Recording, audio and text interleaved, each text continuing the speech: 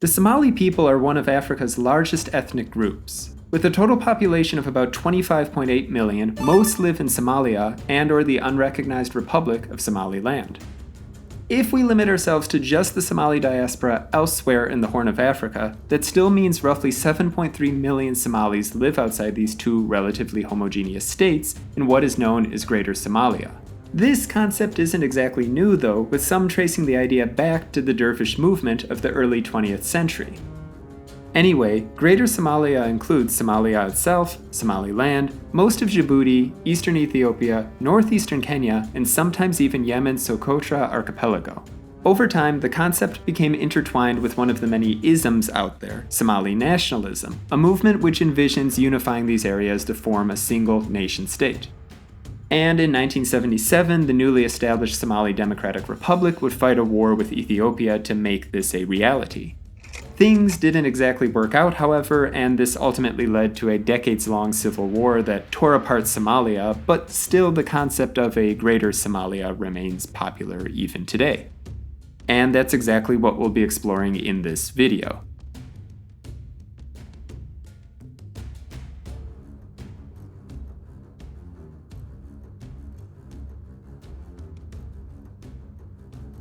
Okay, first things first, I think we have to define a term here, Irredentism.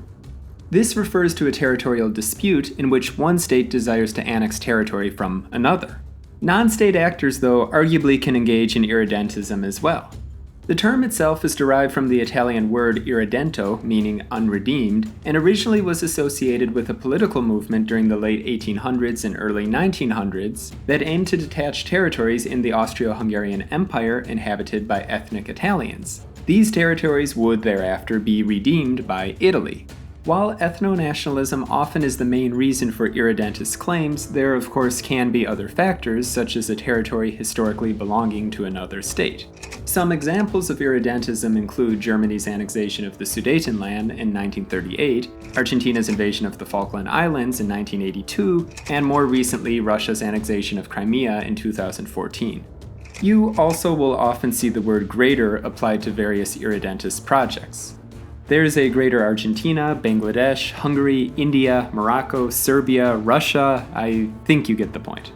Anyway, the idea of a unified Somali nation-state dates back as far as the Dervish Movement in the early 20th century, when Muhammad ibn Abdallah Hassan, a religious leader, launched a jihad or holy war to establish a system of government in keeping with the strict principles of the Salihi order of Sufi Islam. This particular order, known for its Islamic Puritanism, was originally founded in Sudan and remains prevalent in Somalia and parts of Ethiopia. Hassan's call for the expulsion of the British, Italians, and Ethiopians eventually garnered support from Somali clans across the region, and soon the so-called Dervish Movement attracted roughly 25,000 followers. The word dervish is actually derived from a Persian word which refers to a person or group of people that rely off the giving of alms to survive, and has the same meaning as the Arabic word fakir. Over time, however, the word came to specifically denote members of a Sufi religious order and/or those who belonged to a militant Islamic movement, such as those who followed Muhammad Ahmad bin Abdullah, aka the Mahdi, over in Anglo-Egyptian Sudan. Much like the Sudanese, the dervishes over in Somalia were able to establish an unrecognized state before Hassan later died in 1921 due to either malaria or influenza, which effectively brought an end to the movement. However, the desire for a unified Somali nation-state remained and even went on to play a role in Italy's colonial ambitions. Following World War I, the United Kingdom agreed to transfer a portion of the Jubaland Protectorate to Italy as a reward for Rome having allied itself with the Entente.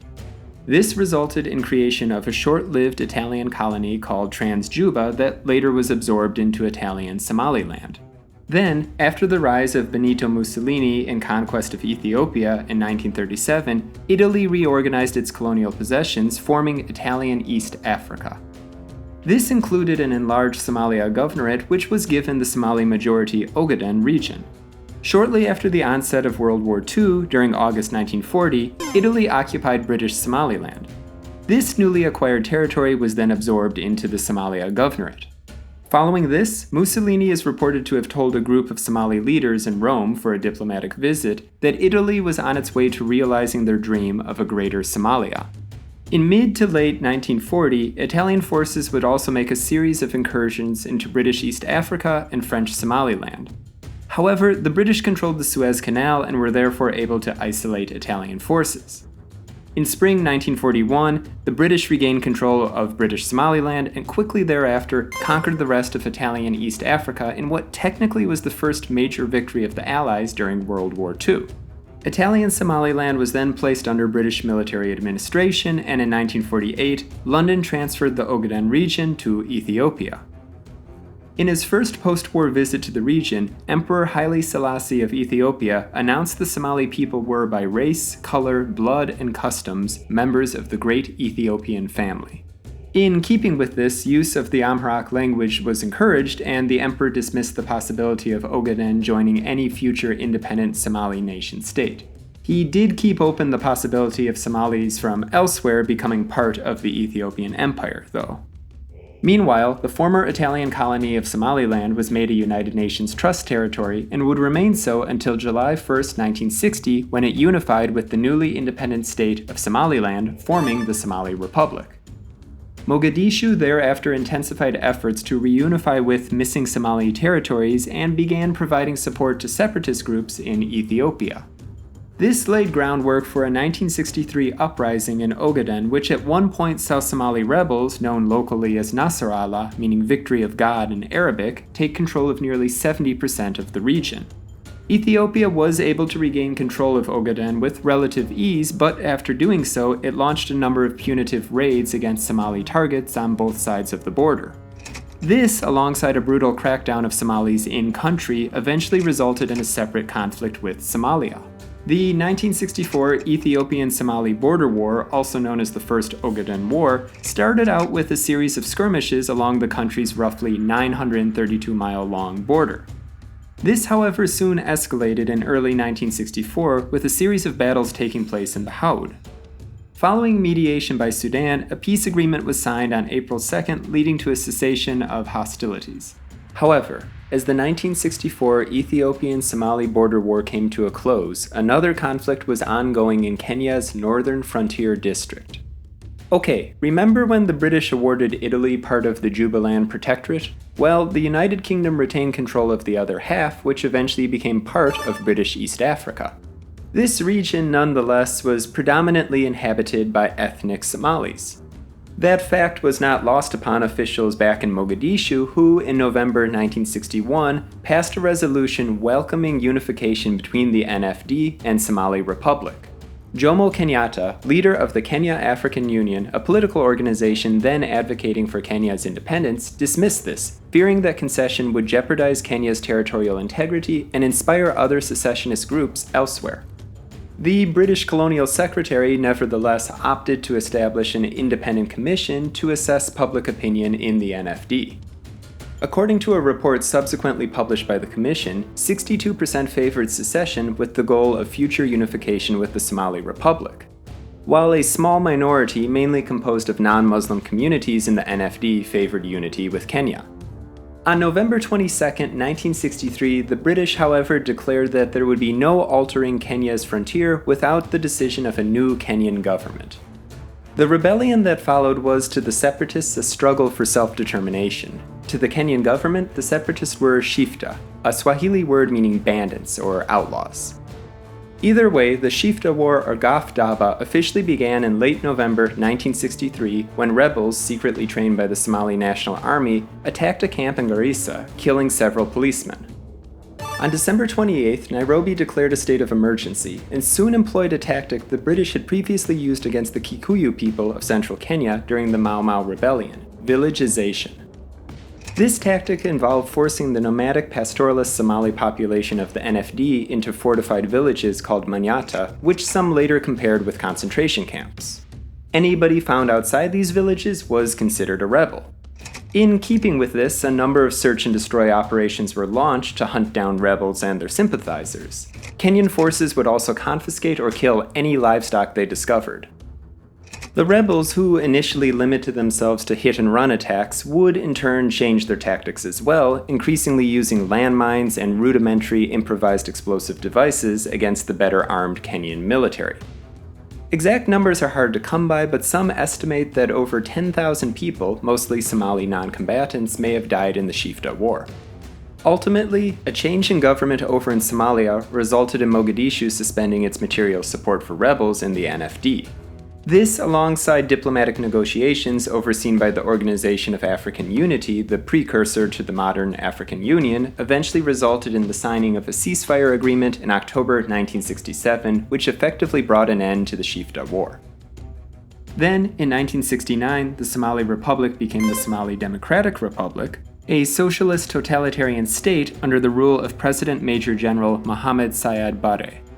Nasser Allah, which remained active in Ogaden, would also undergo a transformation and, in 1973, formed the Western Somali Liberation Front, which shortly thereafter opened an office in Mogadishu.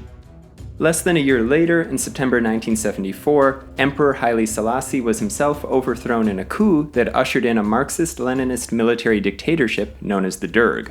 Seeking to take advantage of the chaos then ongoing in Ethiopia, Somalia funneled supplies to the WSLF and in July 1977 opted to directly involve itself in taking Ogaden by force. The Somali National Army, working alongside the WSLF, was able to overrun Ethiopian forces and in less than a month of the invasion controlled about 90% of the Ogaden region. Despite their failure to capture Dire Dawa, a strategic city that housed Ethiopia's second-largest airbase, the combined forces of the SNA-WSLF proved victorious in the Battle of Jijiga. However, after this, the Ethiopians were able to halt the Somali advance near Harar. Ethiopia was then saved from defeat and likely permanent loss of territory following an unprecedented intervention by the Soviet Union, which provided nearly $1 billion worth of military supplies and 1,500 Soviet advisors. Moscow, which initially tried to placate both sides, eventually opted to stop the delivery of Soviet arms to Somalia in favor of supporting Ethiopia.